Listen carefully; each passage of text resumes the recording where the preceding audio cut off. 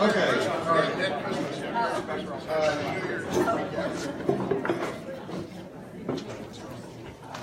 Before I say anything, there are a couple of other announcements that need to be made or want to be made. Wayne Herbert.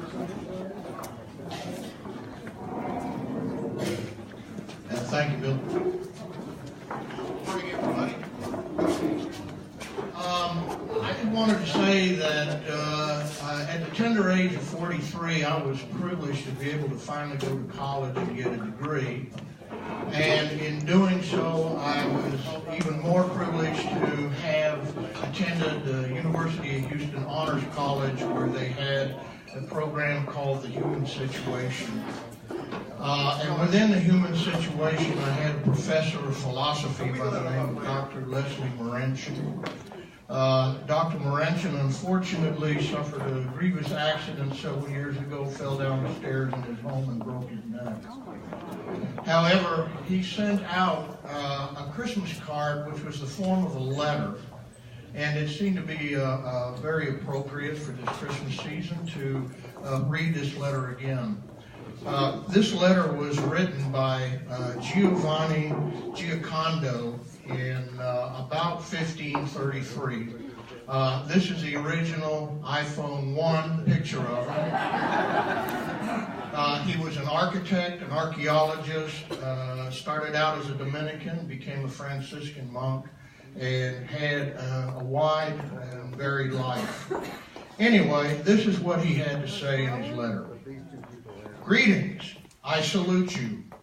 I am your friend, and my love for you goes deep. There is nothing I can give you which you do not have, and there is much, very much, that while I cannot give it, you can take. No heaven can come to us unless our hearts find rest in today. Take heaven.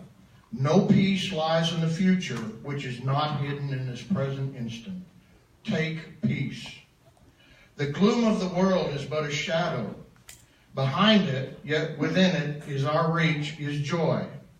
There is radiance and glory in the darkness. Could we but see, and to see we have only to look. I beseech thee, look.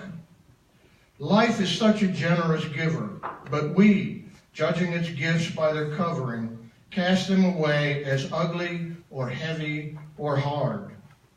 Remove the covering, and you will find a living splendor, woven of love, by wisdom, with power. Welcome it, grasp it, and you touch the angel's hand that brings it to you. Everything we call a trial, a sorrow, a duty, believe me that an angel's hand is there. The gift is there, and the wonder of an overshadowing presence. Our joys, too, be not content with them as joys. They, too, conceal diviner gifts. Life is so full of meaning and purpose, so full of beauty, beneath its covering that you will find earth but cloaks the heavens. Courage, then, to claim it. That is all. But courage you have, and the knowledge that we are pilgrims together, wending through an unknown country home. And so it is at this Christmas time, I greet you, not quite as the world sends greetings, but with profound esteem, and too with prayer that for you, now and forever, the dawn shall break and the shadows shall flee away. Thank you.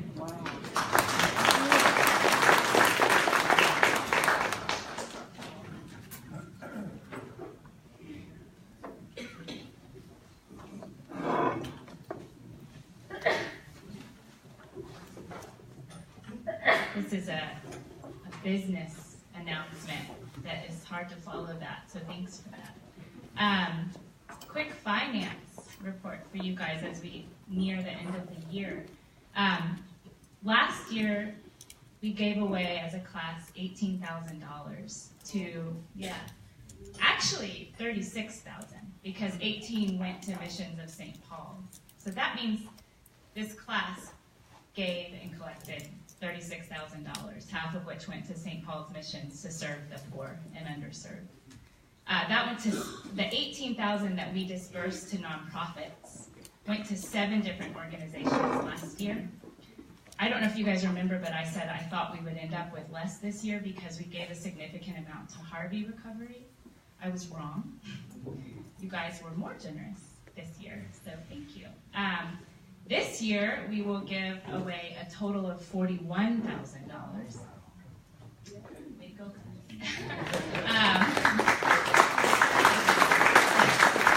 and we contributed $5,000 to Harvey Recovery, which is still being used. And that fund that St. Paul's began and is still being added to because there are still families that are benefiting from it. So that means we've given, it's a little less than $18,000, around $17,000 to the church and its missions. Zoe Orphan Project is one, Fei Esperanza is another, the Rutabaga program is a third. We've given the church complete autonomy over how to best use the funds as to what programs most need it. So that leaves the Finance Committee today with about $17,500 to look at all of the requests for funds that have been received. And I'm going to read that list.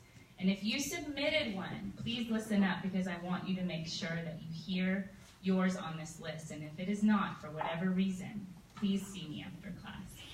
But this year, we got, let me look at my numbers real quick, I think 11 requests. Yeah, 11 requests from folks in this class or that applied to speakers that we had this year that work for nonprofits. So those 11 requests that were given to either myself or Wayne mostly, Justice for Our Neighbors, the Kiva Loans Project, Magnificat House, Boys and Girls Harbor of Houston, the Emergency Aid Coalition, Smiles and Fur Friends, The Amazing Place, Iconoclast Artists, Interfaith Ministries of Houston, and the Omega Center. So those are the 11 that we will talk about today that will receive some of that $17,500. And I'm blown away, again, by this class's generosity and by the trust that you guys have and the Finance Committee to just see to it that these funds get dispersed. And as always, if anyone is interested in joining the Finance Committee, feel free to see me. Right now it's about 7 of us, so it's not a closed circle. Anyway, thank you. That's all I wanted to tell you, that we have a big gift to give away before December 31st. So congratulations.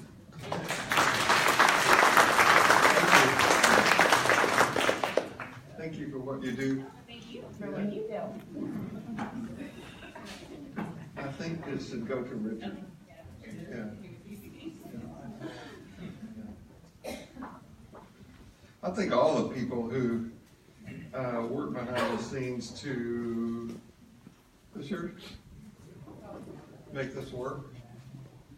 I remember a number of years ago, this guy, Richard Wingfield, came up to me and said, I want you to stop using plastic transparency.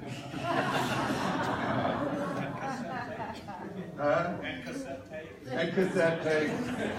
And Sunday around that time, John Watson came up to me as I was getting the recorder set up and said, you need somebody to help you out. So the group just has grown, and I'm really grateful to you for that. I'm not going to embarrass you by asking you if you've done your homework. How many of you have now seen The Mask You Live In? It's a better group. Okay. All right.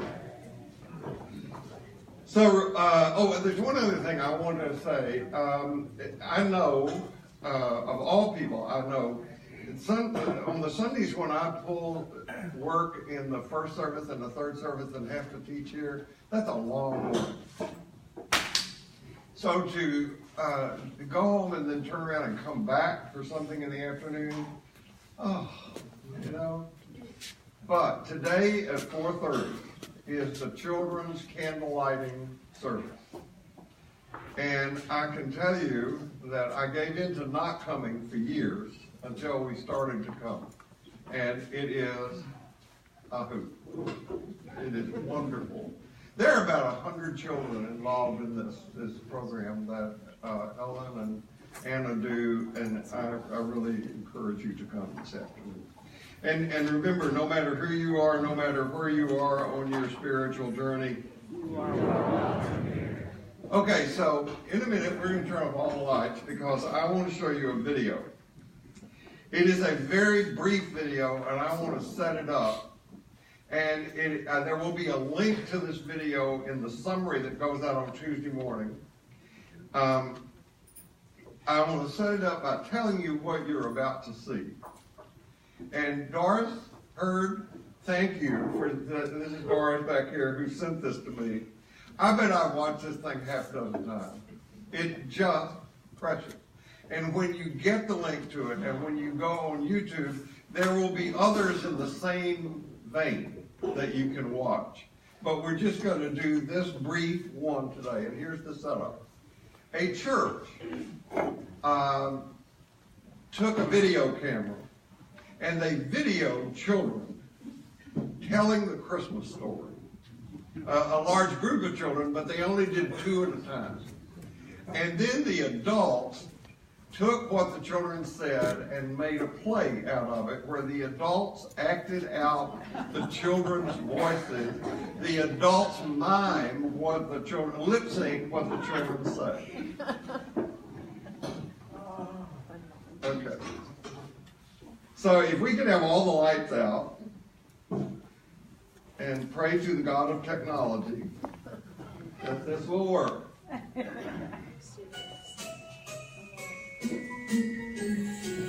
angel came to see Mary. She was doing laundry, and then the angel just appeared and she was really scared. So Gabriel was like, Mary, you're going to have, I can't say good. Mary, you're going to have a baby. You're going to have a baby. You will call him Jesus. And then Mary was like, I'm not going to have a baby yet. I'm only a teenager. Then the angel Gabriel told Joseph that Mary is not lying. You are having a new baby. And so they went to Bethlehem.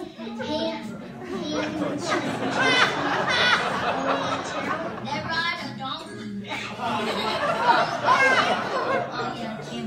She said, this donkey's fast. So they asked the keeper for a place to stay. The keeper said, we have no rooms. Literally, no rooms. So Mary and Joseph walked away sadly, but then he said, the only place here in Bethlehem that you can stay is a stable. And then he just pointed the way and they followed. When the shepherds were taking care of the sheep, then they saw angels. The angel said, a new baby is getting born, who is King of the Jews. The angels were singing.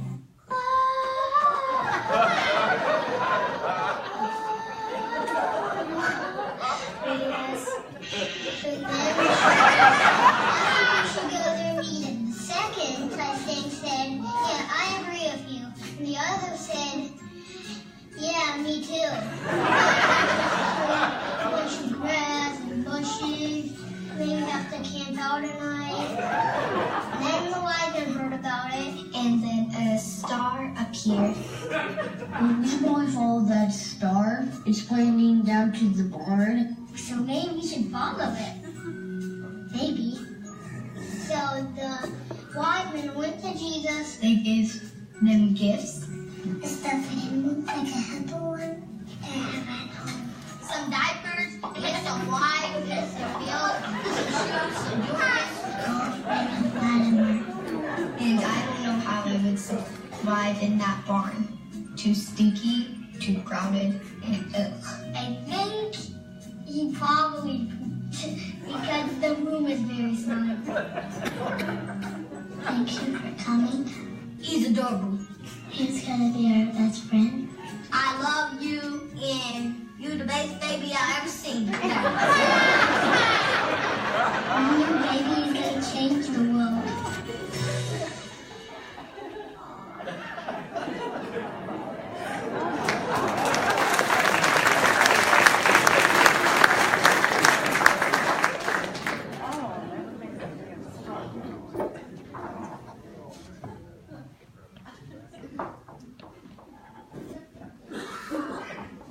It just doesn't get any better than that.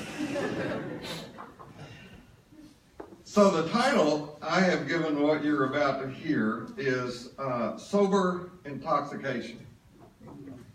And I mentioned in the preview that went out that this phrase is not original with me, but you will notice many spiritual teachers, masters, mystics make frequent use of oxymoronic language. Richard Rohr, for example, talks about falling upward. He talks about breathing underwater.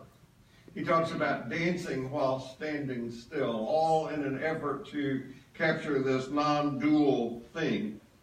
And I think it's true that most people in the Western world get intoxicated with and by the Christmas season and the joy of the season. It's impossible, unless you are some combination of Scrooge and an unrepentant Grinch, not to be moved by this video you saw. The priest who has preached the Lenten and the Advent sermons at the Vatican since 1980. His name is Renario Cantalamessa. He is a Franciscan, and he has written a book called Sober Intoxication of the Spirit Filled with the Fullness of God. And there is a section in this book where he gives an interpretation of one of the two narratives we have of the Jesus birth, this one from Luke.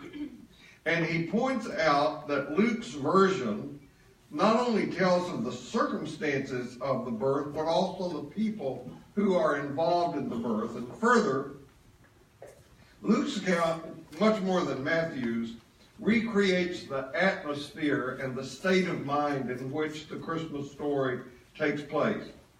As I tried to say last week, there is no human language to explain a God experience.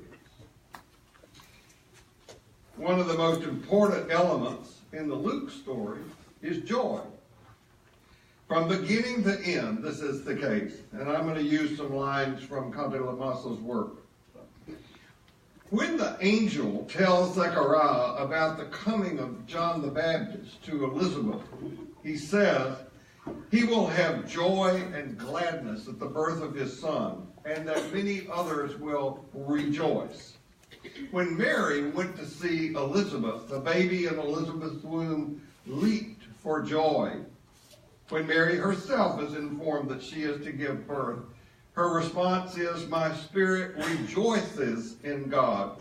And this joy spreads around the cradles of both John and Jesus, so that at the birth of Jesus, the angels sing to the shepherds, we bring you good news of great joy. Luke's account is not just about a few scattered mentions of joy, but rather about a steady stream of quiet, profound joy. And it is an example of what this priest means by sober intoxication of the Spirit. The people's joy is a true spiritual intoxication, but it is sober. They do not exalt themselves. They're not concerned about having a more or less important role in the kingdom that God is beginning, nor are they concerned about seeing its end. Simeon, for example, when baby Jesus is presented in the temple, says that the Lord can now allow him to depart in peace. Now, one of the things I want to get to in my own teaching, not just today, but as we go forward, is accessing this joy for ourselves. And, of course, the peace and love that go along with it, and the patience. Where does it come from? It's clear that there was something about what those early followers with Jesus experienced that it created in them peace, love, and joy, and that they, by and through their transformed lives, touched and transformed the lives of others. Joy comes when we are awakened to the birth of the sacred in us. This is what the Christmas stories are really about. And we miss it if we either dismiss them as simply religious fairy tales, or embrace them as if they were historically factual reports. Joy does not come from the outside. And this is one of the fundamental meanings in Christian theology, when Christian theology refers to the incarnation. God is in the world, not out there. God is not out there sitting on a cloud somewhere. God is not one who miraculously intervenes in the lives and history of people at whim, but God is a sacred reality with us. That is what the word Emmanuel means. And though this is not the main point of this talk today, what those early followers of Jesus knew, because they saw it in him, was this. Because this joy did not come from the outside, it could not be extinguished. Not even by death. It is this realization, the reality of suffering and the ability of love to be stronger than any darkness, that gives joy, the joyful intoxication, its sobriety. It is the awareness that there is nothing that can defeat this joy, that gives joyful intoxication its sobriety. So I've taken last week and today to try to free the Christmas stories from their Western cultural confines so that we might be able to access their true meanings. Of course, we first have to know what those stories meant for those storytellers, what they meant to convey. I think maybe the Christmas story is the best known story in the world. They certainly form, these Christmas stories, the foundation of the world's most widely celebrated holiday. Not even Easter comes close. Of course, not only is Christmas a religious holiday around the world, it is the holiday of the world's true religion, which is consumerism. And you might not be aware of this, but Christmas is the only holiday in the American calendar that is also a religious holiday and a legal holiday. I'm not saying Christmas is the most sacred time of the Christian year. It's not. That honor belongs to Easter. I'm just saying the celebration is bigger. Now, there's obviously emotional power in the stories of Easter. You notice your reaction to this video. It got you. Or notice if you come this afternoon, your reaction to the service of these children.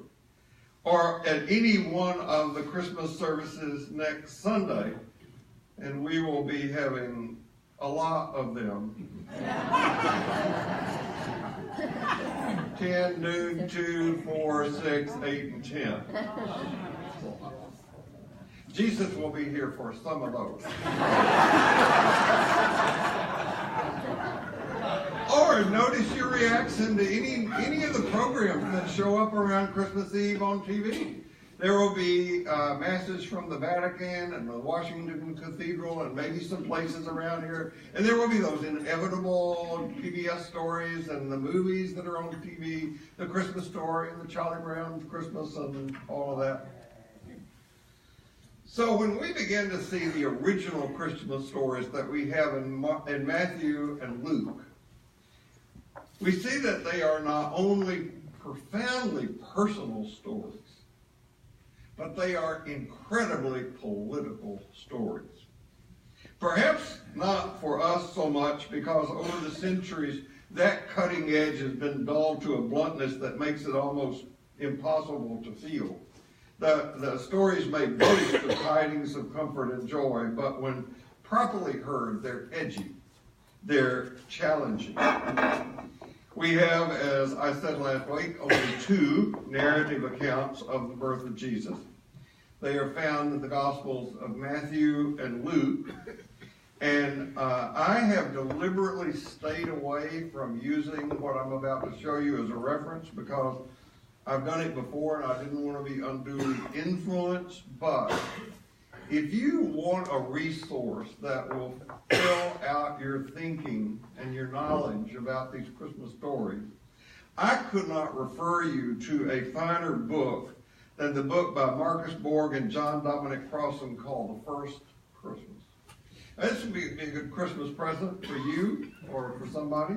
It's easy to read, it's very accessible, and it will at least let you know that I'm not just making this up. Well, I am, but you know what I mean. Not only am I interested in what these stories meant, but I'm interested in what they can mean today. They meant something in the context of the Roman Empire in which they were created, but also they mean something now. America is in the powerful, perilous position of being the empire of our day. And Jesus and the stories created about him were both powerfully anti-imperial. I'm going to quote Borg and Crossan's book. What does it mean to affirm with the Christmas stories that Jesus is the Son of God and the Emperor is not? That Jesus is the Savior of the world and the Emperor is not? That Jesus is Lord and the Emperor is not? That Jesus is the way to peace on earth and the Emperor is not? The consensus of contemporary scholarship is that the stories we have of the birth of Jesus were not only fairly late in being written, but they are themselves considered to be parables. They are not eyewitness reports. All you have to do is go back and look at the class last week and see how very, very different the stories are. I won't repeat that here. So all people grow up being taught that what their tribe teaches them about the way the world is, especially about other tribes, is the truth. I think this is a built-in survival skill. I was taught that our country was the best and that my religion was the best. I grew up in the Protestant religion, and we were taught to hate Catholics. It was just a Christian thing to do. And nobody pointed out that, and now there are 33,000 different denominations. We're really good at being divisive. But the Baptist was the best until I moved to be a Methodist, and then it was just as bad.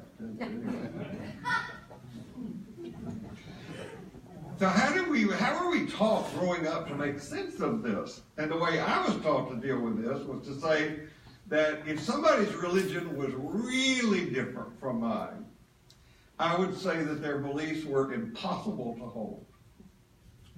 Now, when somebody would say that about mine, I would say, well, you see, my religion is unique.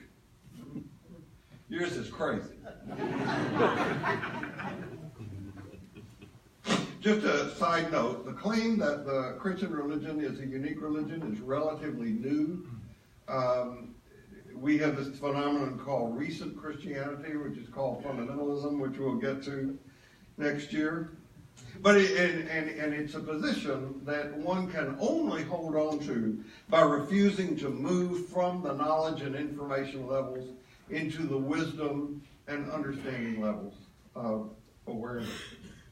Now, my teaching in ordinary life is generally about the beauty of waking up to what is and all of its glorious ordinariness.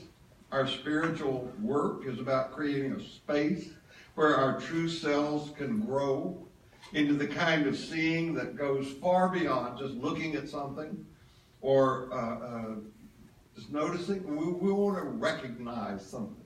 The word recognize means to re-know, to put back together. And we need to seek the freedom from the traps of our low levels of perception and preoccupation. Jesus and those who told stories about Jesus were not telling us what to see. They were telling us how to see what we behold. There's a big difference. When we resume here after the first of the year, my intention is to offer a series of talks that amplifies on this very point right here. Because I am asked still by people, or you are asked by people when you talk about coming here, questions like, well, do you believe in the virgin birth? Do you believe the Bible is the Word of God? Do you believe in miracles? I'm going to start on the first Sunday in January. Where did God come from? At any rate, we have in these birth stories miraculous events that are said to have occurred. A star appears over the home where Mary and Joseph lived. Mary is a virgin when she conceived Jesus by the power of the Holy Spirit. As church doctrine developed, not only was Mary a virgin, but Mary's mother, Anne, was also a virgin. And that's what the doctrine of Immaculate Conception is about. And just like Jesus, Mary was wafted up into heaven. She did not die. She was assumed, the assumption of Mary into heaven. And many people look at these sorts of things and say, that never happened. That could never happen. It will never happen. And I call this the impossibility option. If I told you this morning that I flew to church, right, you would know what I meant. You would know that I got distracted, I didn't leave in time, and I had to rush and run stoplights and stop signs to get here in time. I flew to church. You would know that I did not mean I sprouted wings and flew to church. On the other hand, some people approach stories like the virgin birth and they say, well, I know it's improbable, but it did happen one time back in history to our God. And this is called the uniqueness option. In the pre-enlightened world, it was culturally accepted that these miraculous things could happen. Gods could come down from heaven, have sex with humans, sire divine beings. Caesar was said to be the result of a virgin birth. And when Caesar died, he was seen to arise into heaven from his funeral pyre. Let me tell you a story. There was a remarkable man who lived 2,000 years ago. Before he was born, his mother knew he would not be a normal child. An angelic visitor had told her that her son would be divine. Miraculous signs and wonders accompanied his birth, and as a child he was religiously precocious. As an adult, he left home to engage in an itinerant preaching ministry, teaching his good news that people should live for spiritual, not material things of the world.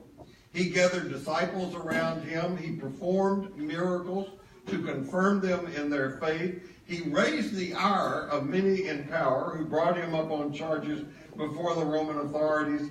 Even after he left this world, his followers claimed that he had ascended to heaven and that they had seen him alive afterward. They wrote books about his life, some of which survive to this day. That sounds like Jesus. But that is the story of Apollonius of Tyana. He was a Neo-Pythagorean philosopher of the first century. He lived at about the time of Jesus, and though Jesus and Apollonius never met, their followers did, and they engaged in fierce conversations with each other about who was superior, Jesus or Apollonius. Now, most people have never been introduced to this character. If you and I had been living in that pre-enlightened world and had heard the tale of Luke's story about the wise men and Jesus being born of a virgin and about the wise men and the magical star and all of that, our reactions would have been one of two things. Had we been Jewish, and we're going to talk about this more next year, had we been Jewish, we would have known where all the lines in the story came from. Isaiah, Zechariah, and so forth. Because that's where the Jews, after the death of Jesus, went back into the synagogue to worship, to do the Jewish liturgical calendar, and where they read the Jewish lectionary, and they began to take lines from that, and they crafted their story about Jesus. Had we not been Jewish, we would have said, wow, that's a cool story. So what? What does that have to do with me? You better have more than that to say if you want me to follow this guy, because the coffee and the sacred cookies at the Temple of Diana are better. I come down on the Jewish side. The people who created these stories were Jewish geniuses. Just by accident, last Monday night, we got home from something, I don't remember what, and turned on the television set, and there happened to be a program on PBS. We just caught a half an hour or so of it. The title of the program was Ancient Roads from Christ to Constantine. And later I looked the program up on Amazon and decided to buy the set to watch. It's a brief series that seeks to answer the question of how a small group of followers of Jesus grew to be the dominant religion of the Western world. And the program is very well done, so much so that it said I bought it. There were biblical scholars from prestigious places. Amazing artwork, much of which you have likely seen.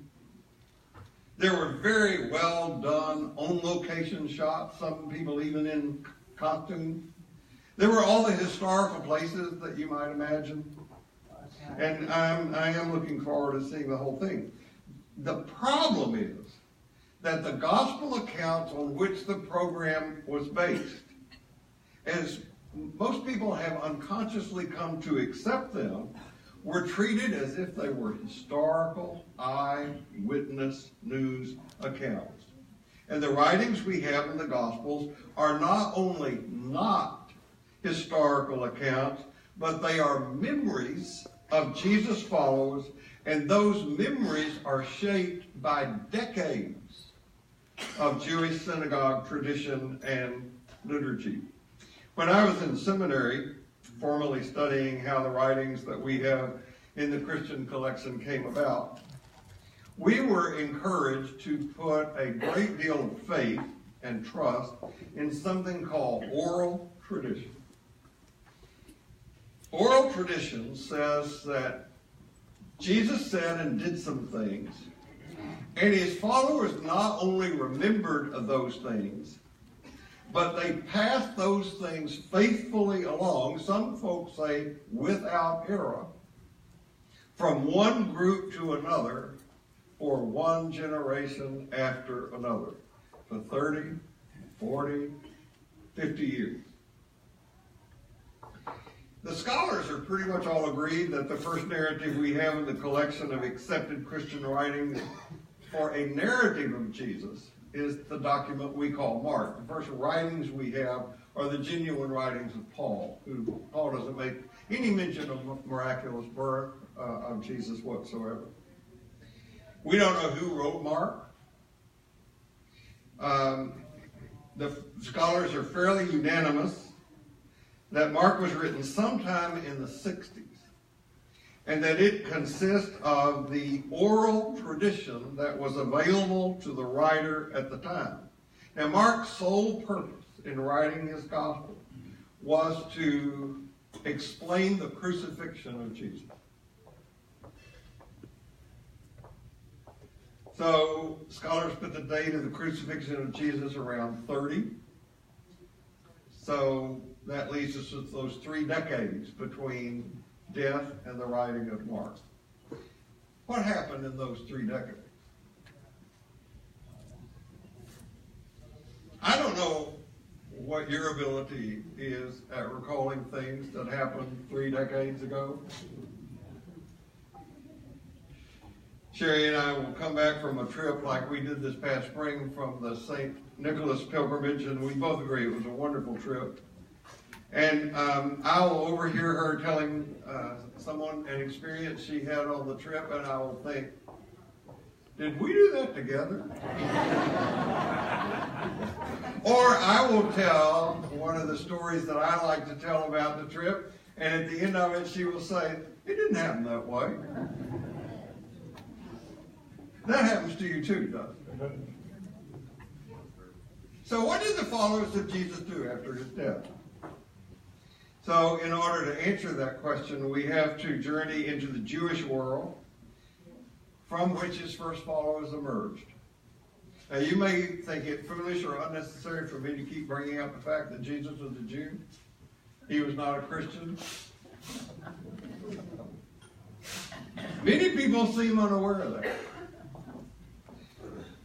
Certainly, it has not been, in my opinion, properly taught in Christian education, but without knowing Jewish scriptures, Jewish customs, Jewish liturgies, Jewish expectations, Jewish life in the part of the world at the time of Jesus, and at the time Jesus had his ministry, we're going to be left with a huge misunderstanding about this man. This is exactly what non-Jewish concepts have done to Jesus and his teachings. The effort to establish the Jesus movement as something very distinct from Judaism is one of the things that led to the blatant anti-Semitism that you can see even developing in the Gospel of John. So, we must also, echoing those two questions I keep raising about identity and destiny, God, who are you, and God, who am I, go past that history and go deep into our humanity, which is something that the new physics is leading us toward. My question is, can we learn to see Jesus apart from any religion? If we can't do that, we are at risk of our religion and our religious biases blinding us to the true nature of Jesus and the content of his teachings. Jesus told parables. Now, what is the most important part of a parable? Whether it is literally true or it's more than literal meaning. Jesus made stories up. No one ever heard him tell one of his stories, like the parable of the Good Samaritan, or the parable that we call the prodigal son, and interrupted him by saying, hey, you're just making that up. Someone standing next to the guy who said that would elbow him in the side and say, would you shut up? This is a good story. And it has a meaning. Actually, the stories of Jesus are truer than true. We're still struggling to hear them. Jesus told parables, right? You comfortable with that? He made them up. They had profound meaning. His followers told parables about Jesus. They made them up. They had profound meaning. They are packed with truth. John Dominic Crossan, who is the foremost living authority on Jesus, tells this parable about Jesus. There were 3 people who once heard Jesus speak. One went away saying, I don't get it. This is not for me. Second person said, oh, I got it all right. His message is threatening to my way of life. He must be destroyed. The third person, having heard the very same words, declared, in this man and what he says, I experience God. I will follow him. Now, I imagine that was rather typical. Some, perhaps most of the time, simply ignored him. Obviously, he really upset those in power because those in power had him killed. Others, who turned out to be truly more powerful because they took what he had to say, put it into practice, and turned the world upside, in some ways won the day. A light desires to be seen, shining in the darkness of our time and our lives. Our religious and spiritual work is about discerning this light and developing the resources, that is, the will and the faith to live in this light and be guided by this light. You know, in the Jewish narrative of creation, the first thing God did was create light. I want you to keep in mind, Jesus was a Jew, his followers were Jews. First thing God did in the creation story was create light, and Jesus, they said, God is creating a new world. Are you with me? Now, the light that was created in the creation story is not the sun, because the sun and the moon and the stars were not created until the fourth day in the creation story. This is another kind of light. This is a primordial light, light that existed before. This light symbolizes the presence of God, and these Jews call Jesus the light of the world. According to Jewish hopes, light was God's dream for the world, to live in light rather than darkness. And this, folks, is the original meaning of salvation. People were not to be saved from their sins, but from the bondage of living in the dark. Salvation was originally not about going to heaven when you die, but about being set free to live in the light of God's love and God's justice in this world. And the Christmas stories are full of this light. We sing about it. Silent night, holy night, all is calm, all is bright. Or, O holy night, the stars are brightly shining. So here's the symbol of the parable of the Christmas story. In the middle of the night, on the longest night of the year, in the time of deepest darkness, Jesus is born. You know, when we are in the dark, we stumble around, we get lost easily, stub our toes. When someone doesn't have a clue what's going on, we say, he's in the dark. Further in the dark, we're often afraid. In spiritual language, we talk about seeking enlightenment or being enlightened. And in the kind of psychology that makes the most sense to me, we talk about bringing things out from the shadow into the light. So the people who created and told the parables of Jesus' birth valued the coming of light. They longed for the coming of an ideal Savior who would uphold justice in the face of Rome's empire of injustice and oppression. You know, in Judaism, they had this festival called Hanukkah, which was the festival of lights, growing light in the darkness. These Jews had a lot of resources to draw on. It is in this context of the powerful symbols of light and darkness that had developed from the beginning of human consciousness that Matthew and Luke write parables to introduce the story. Each one of them is about to tell about Jesus. This is very important. They didn't write the parables of the birth so that people could sit around arguing about the literal nature of the parable of the birth. They wrote the parable to introduce the story they were about to tell. And they are saying in these parables, I want to introduce you to Jesus, who wants to introduce you to God, who wants to enlighten our world by enlightening our lives. Is ours a dark time? Do we need to live in the light? Is there stuff in the shadow of our lives that not only we do not see, but also don't know about, which makes, in spite of our not knowing it, makes us do things that we really shouldn't do? You know, if you are in the dark and someone brings you a light, your instinctual response is joy. And if you've been yearning and longing for something and that yearning and longing are met, that response is joy. And the angelic message of the shepherds was that, I'm bringing you good news of great joy for all people. in very different ways. Both Matthew and Luke are saying in their telling of the Jesus story that they, along with other early followers of Jesus, had found in Jesus, in his teachings, and especially in the way he set people free in hope, a strength for a different way of life and a different kind of world. And they found in who he was and what he taught the life of compassion and justice he offered, a life that was illuminating the darkness of their time.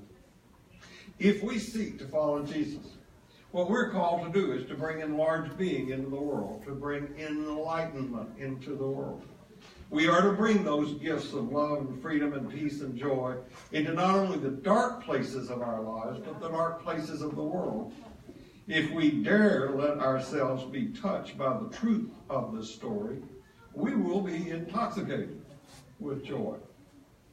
If we dare let ourselves be enlightened by the truth of the story, we can be spiritually sober enough to make differences in the places on this earth where we live out our lives, knowing that both the earth and all who live upon it belong to the God of Jesus. So joy to the world, and Merry Christmas to you. No matter where you go this week, no matter what happens, remember this: you carry precious cargo, so watch your step, and I will see you here this afternoon at 4:30, at 7, at 10, noon, 2, 4, 6, and 8, and 10, and then next year. Merry Christmas.